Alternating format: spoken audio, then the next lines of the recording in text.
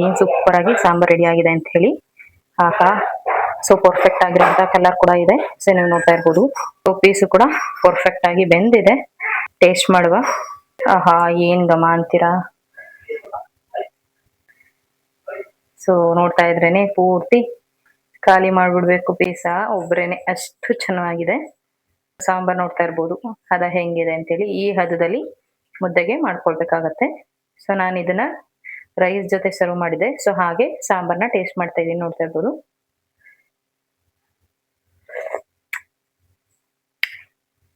ಆಹಾ, ಸ್ವಲ್ಪ ಸ್ಪೈಸಿ ಆಗಿ ಬಂದಿದೆ ಸಾಂಬಾರು.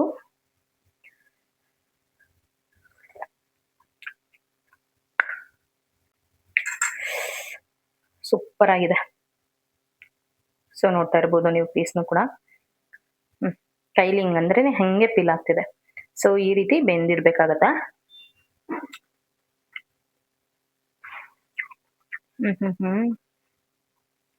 ಪೀಸ್ಗೂ ಕೂಡ ಉಪ್ಪು ಖಾರ ಪರ್ಫೆಕ್ಟ್ ಆಗಿ ಹಿಡಿದಿದೆ. ಟೇಸ್ಟ್ ಕೂಡ ತುಂಬಾನೇ ಚೆನ್ನಾಗಿದೆ.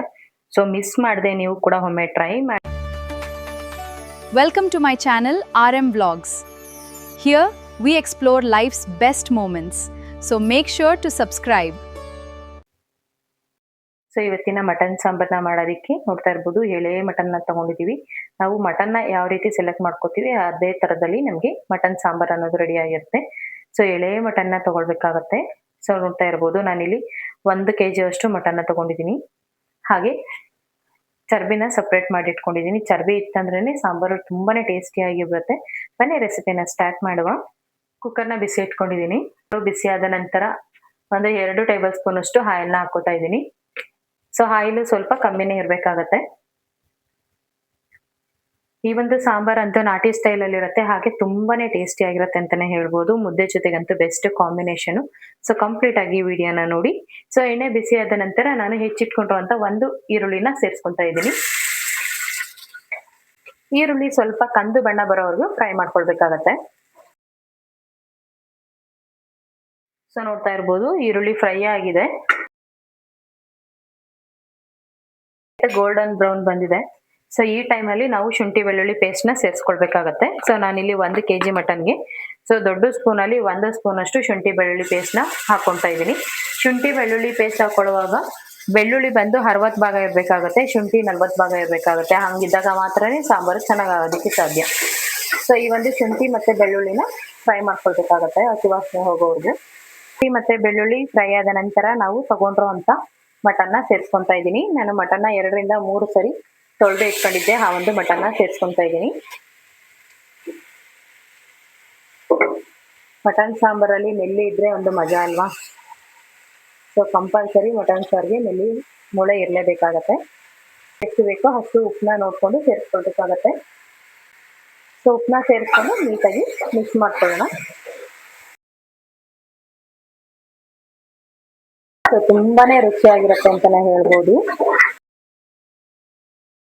ನೀಟಾಗಿ ಮಟನ್ಗೆ ಉಪ್ಪಿಡಬೇಕು. ನೀಟಾಗಿ ಮಿಕ್ಸ್ ಮಾಡ್ಕೊಂಡ ನಂತರ ಅದಕ್ಕೆ ಅರಿಶಿನ ಸೇರಿಸ್ಕೊಳ್ಬೇಕಾಗತ್ತೆ. ಸೊ ಒಂದು ಅರ್ಧ ಟೀ ಸ್ಪೂನ್ ಅಷ್ಟು ಅರಿಶಿನ ಸೇರಿಸ್ಕೊಂಡು ಮಿಕ್ಸ್ ಮಾಡ್ಕೊಂತಾ ಇದ್ದೀನಿ.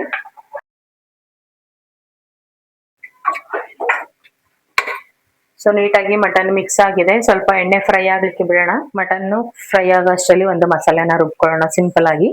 ಸೊ ಮಟನ್ಗೆ ಮಸಾಲೆ ರುಬ್ಬೋದಕ್ಕೆ 1 ಈರುಳ್ಳಿನ ತಗೊಂಡಿದ್ದೀನಿ ದೊಡ್ಡ ಗಾತ್ರದ್ದು. ಹಸಿಮೆಣಸನ್ನ ಸೇರಿಸ್ಕೊತಾ ಇದ್ದೀನಿ. ಕಾಳು ಮೆಣಸನ್ನ ಸೇರಿಸ್ಕೊತಾ ಇದ್ದೀನಿ. 2 ಪೀಸ್ ಚಕ್ಕಿ, 4 ಲವಂಗನ ಸೇರಿಸ್ಕೊತಾ ಇದ್ದೀನಿ. 1 ಮುಷ್ಟಿಯಷ್ಟು ಕೊತ್ತಂಬರಿನ ಸೇರಿಸ್ಕೊತಾ ಇದ್ದೀನಿ. ಸ್ವಲ್ಪ ಪುದೀನ ಕೂಡ ಸೇರಿಸ್ಕೊತಾ ಇದ್ದೀನಿ. ಇದಕ್ಕೆ ಎಷ್ಟು ಬೇಕೋ ಅಷ್ಟೇ ನೋಡ್ಕೊಂಡು ನೀರನ್ನ ಸೇರಿಸ್ಕೊಳ್ಬೇಕಾಗತ್ತೆ. ಸ್ವಲ್ಪ ನೀರನ್ನ ಸೇರಿಸ್ಕೊಂಡು ಫೈನ್ ಪೇಸ್ಟ್ ನ ಮಾಡ್ಕೊಳ್ಳೋಣ. ಹಾಗೆ ಇನ್ನೊಂದು ಮಸಾಲೆ ಕೂಡ ಕಾಯಿ ಮಸಾಲೆನ ರೆಡಿ ಮಾಡ್ಕೊತಾ ಇದ್ದೀನಿ. ಟೊಮೊಟೊನ ಸೇರಿಸ್ಕೊತಾ ಇದ್ದೀನಿ ದೊಡ್ಡ ಗಾತ್ರದ್ದು. 1 ಕಪ್ ಅಷ್ಟು ಕಾಯಿ ತುರಿನ ಹಾಕೋತಾ ಇದ್ದೀನಿ. 1 ಸ್ಪೂನ್ ಅಷ್ಟು ಹುರಿಗಡ್ಲೆನ ಸೇರಿಸ್ಕೊತಾ ಇದ್ದೀನಿ. ಇದ್ರ ಜೊತೆಗೆ ಸ್ಕಿಪ್ ಆಗಿದೆ 1 ಟೇಬಲ್ ಸ್ಪೂನ್ ಅಷ್ಟು ಗಸಗಸೆ ಕೂಡ ಸೇರಿಸ್ಕೊಳ್ಬೇಕಾಗತ್ತೆ. ಸ್ವಲ್ಪ ನೀರ್ನ ಸೇರಿಸ್ಕೊಂಡು ಫೈನ್ ಪೇಸ್ಟ್ ನ ಮಾಡ್ಕೊಳ್ಬೇಕಾಗತ್ತೆ. ಸೊ ಈ ಒಂದು ಮಸಾಲೆನ ರುಬ್ಕೊಂಡು ತಗೊಳ್ಳೋಣ. ಮಟನ್ ಎಲ್ಲ ಚೆನ್ನಾಗಿ ರೋಸ್ಟ್ ಆಗಿದೆ ನೋಡ್ತಾ ಇರ್ಬೋದು ನೀವು. ಸೊ ಮಟನ್ ಅಲ್ಲಿರೋ ನೀರಿನ ಅಂಶ ಎಲ್ಲ ಈಚೆ ಬಂದು ಮತ್ತೆ ಡ್ರೈ ಆಗಿದೆ.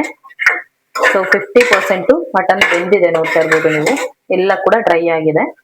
ಸೊ ಈ ಟೈಮಲ್ಲಿ ನಾವು ಮಸಾಲಾನ ಸೇರಿಸ್ಕೊಳ್ಬೇಕಾಗತ್ತೆ. 1 ಸ್ಪೂನ್ ಅಷ್ಟು ಕಸೂರಿ ಮೇಥಿನ ಕ್ರಶ್ ಮಾಡಿ ಹಾಕೋತಾ ಇದ್ದೀನಿ, ಅಥವಾ ನೀವು ಹಸಿ ಮೆಂತ್ಯ ಇದ್ರೆ ಅದನ್ನು ಕೂಡ ಹಾಕೋಬಹುದು. ಟೇಸ್ಟ್ ತುಂಬಾ ಚೆನ್ನಾಗಿರುತ್ತೆ. ಹೀಗೆ 1-2 ಟೇಬಲ್ ಸ್ಪೂನ್ ಅಷ್ಟು ಧನಿಯಾ ಪೌಡರ್ನ ಸೇರಿಸ್ಕೊಂತಾ ಇದ್ದೀನಿ.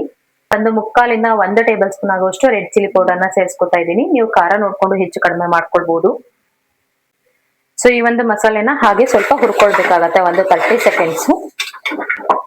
ಮಟನ್ಗೆ ನಾವು ರುಬ್ಬಿರೋ ಮಸಾಲೆನ ಹಾಕೋದಕ್ಕಿಂತ ಮುಂಚೆ ಈ ರೀತಿ ಒಣ ಮಸಾಲೆಗಳನ್ನ ಹಾಕೊಂಡು ಫ್ರೈ ಮಾಡೋದ್ರಿಂದ ಉಪ್ಪು ಖಾರ ನೀಟಾಗಿ ಹಿಡಿಯುತ್ತೆ, ಹಾಗೆ ಟೇಸ್ಟ್ ಕೂಡ ತುಂಬಾನೇ ಚೆನ್ನಾಗಿರುತ್ತೆ. ಸೊ ನಾವು ಡೈರೆಕ್ಟ್ ಆಗಿ ಮಸಾಲೆನ ಪೇಸ್ಟ್ ಮಾಡಿ ಮಟನ್ ಹಾಕೋದ್ರಿಂದ ನೀಟಾಗಿ ಉಪ್ಪು ಖಾರ ಹಿಡಿಯೋದಿಲ್ಲ. ಮಟನ್ ಪೀಸಸ್ ತಿನ್ನುವಾಗ ಸಪ್ಪೆ ಸಪ್ಪೆ ಅನ್ಸುತ್ತೆ.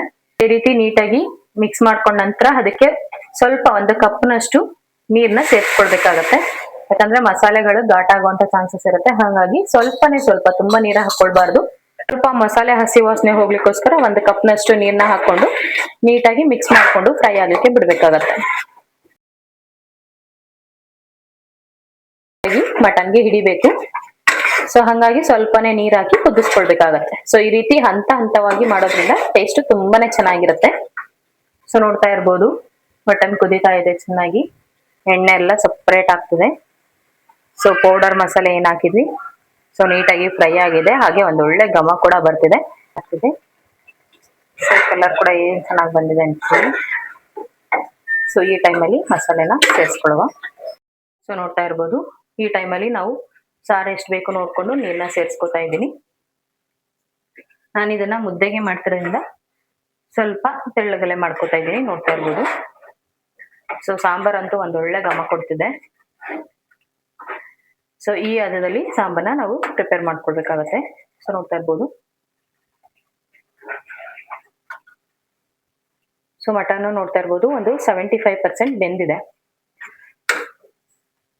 ಹಾಗೆ ನೀವು ಪಾತ್ರೆನಲ್ಲಿ ಮಾಡ್ಕೊಳ್ಳೋದಾದ್ರೆ ಸೇಮ್ ಮೆಥಡ್ ನಲ್ಲೇ ಮಾಡ್ಕೊಳ್ಬಹುದು.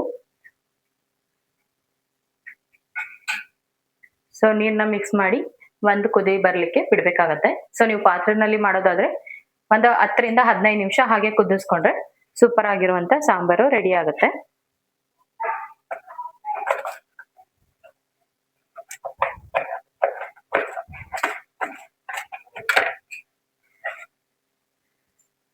ಸೊ ಇದಕ್ಕೆ ಫೈನಲ್ ಆಗಿ ನಾನು ಕೊತ್ತಂಬರಿನ ಸೇರಿಸ್ಕೊತಾ ಇದ್ದೀನಿ.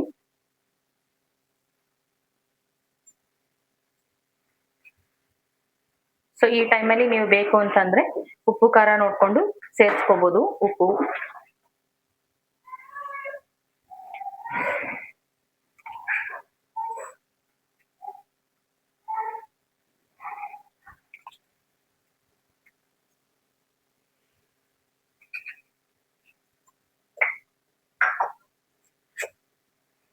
ಸ್ವಲ್ಪ ಸಪ್ಪೆ ಇದೆ, ಹಾಗಾಗಿ ನಾನು ಮತ್ತೆ ಒಂದು 1/4 ಟೇಬಲ್ ಸ್ಪೂನ್ ಅಷ್ಟು ಉಪ್ಪನ್ನ ಸೇರಿಸ್ಕೊಂಡು ಎಲ್ಲ ಸಾಂಬಾರ್ ರೆಡಿ ಆದ್ಮೇಲೆ ಲಿಡ್ನ ಕ್ಲೋಸ್ ಮಾಡಿ ಬೇಯಿಸೋವಾಗ ಫೈನಲ್ ಆಗಿ ನಾನು ಈ ಒಂದು ಚರ್ಬಿನ ಸೇರಿಸ್ಕೊತಾ ಇದ್ದೀನಿ.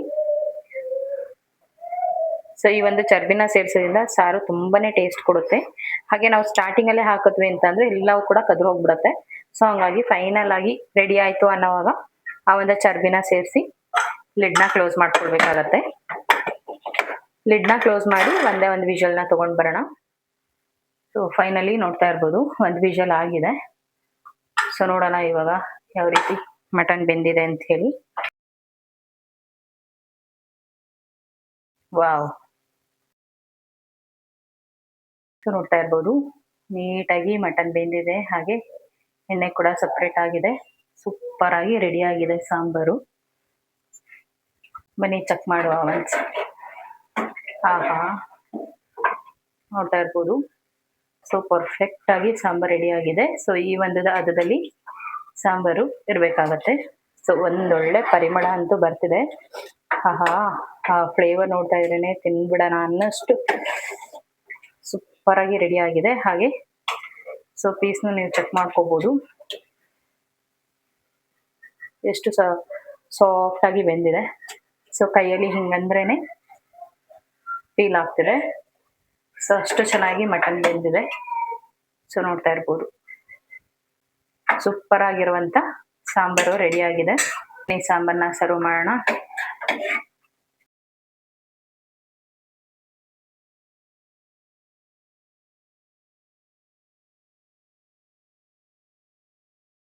ಸೊ ಫೈನಲ್ ಆಗಿ ಸ್ವಲ್ಪ ಮೇಲೆ ಕೊತ್ತಂಬರಿ ಉದುರಿಸ್ಕೊಂಡು ಸರ್ವ್ ಮಾಡಿಬಿಟ್ರೆ ಸೂಪರ್ ಆಗಿರುವಂಥ ಮಟನ್ ಸಾಂಬಾರ್ ರೆಡಿ ಆಗುತ್ತೆ. ನೋಡ್ತಾ ಇರ್ಬೋದು.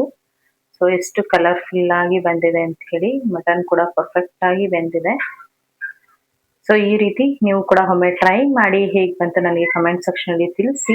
ಸೊ ಈ ವಿಡಿಯೋ ಇಷ್ಟ ಆಯ್ತು ಅಂದ್ರೆ ಲೈಕ್ ಮಾಡಿ, ಹಾಗೆ ಇದೇ ರೀತಿ ಹೊಸ ಹೊಸ ವಿಡಿಯೋಸ್ಗೋಸ್ಕರ ನನ್ನ ಚಾನಲ್ನ ಸಬ್ಸ್ಕ್ರೈಬ್ ಮಾಡ್ಕೊಳ್ಳಿ. ಮತ್ತೊಂದು ಹೊಸ ರೆಸಿಪಿಯೊಂದಿಗೆ ಸಿಗ್ತೇನೆ. ಸೊ ಅಲ್ಲಿವರೆಗೂ ಹೀಗೆ ಸಪೋರ್ಟ್ ಮಾಡ್ತೀರಿ ಅಂತ ಹೇಳ್ತಾ ಇವತ್ತಿನ ವಿಡಿಯೋನ ಇಲ್ಲಿಗೆ ಎಂಡ್ ಮಾಡ್ತಾ ಇದ್ದೀನಿ. Thank you for watching.